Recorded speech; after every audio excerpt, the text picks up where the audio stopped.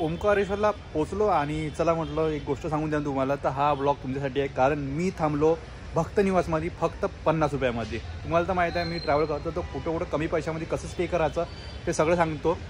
आपल्या महाराष्ट्रासाठी खास श्री गजानन महाराज देवस्थान ट्रस्टतर्फे एक ओंकारेश्वरला भक्त निवास आहे. त्या भक्त निवासाचं नाव तेच आहे, श्री गजानन महाराज ट्रस्ट म्हणून.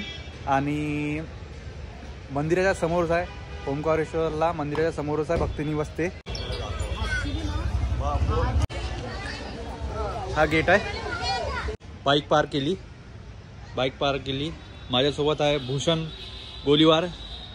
गोलीवार जे गोंदियाचे आहे. भाऊ आपले एडजी घेऊन आले. माझी बाईक इथे आहे, इथे आम्ही पार्क केली. आणि तुम्हाला जिथं बुकिंग करायची आहे तुम्हाला सांगतो, इथे ऑनलाईन बुकिंग अवेलेबल नाही आणि ऑनलाईन पेमेंट इथे स्वीकारला जात नाही.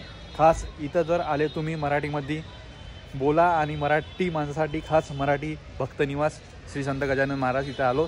इकडे कार्यालय आहे, इकडे बुकिंग करू शकता.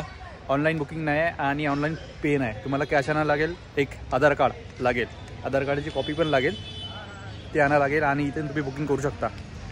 तुम्हाला जर इथं रूम पाहिजे असेल तर रूमचा प्राईस राहणार आहे 550 850 या रेंजमध्ये राहणार आहे. आणि जर रूम पाहिजे असेल तर सकाळी 7 वाजता पुष्कळ गर्दी असते, मग त्या रूमच्या लपड्यात पडू नका. मी रात्री आलो आणि डोमेट्री म्हणजे सिंगल बेड भेटला 50 रुपयामध्ये. बनून चला म्हटलं, झोपातच आहे. तुम्हाला डोमेट्री हॉल पण दाखवून देतो मी आता.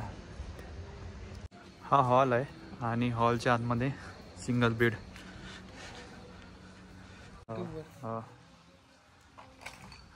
तर अशा टाईप सिंगल बेड मिळतात, म्हणजे गादी मिळतात इथं. आणि तुम्ही बघू शकता इकडे पूर्ण झोपून आहे.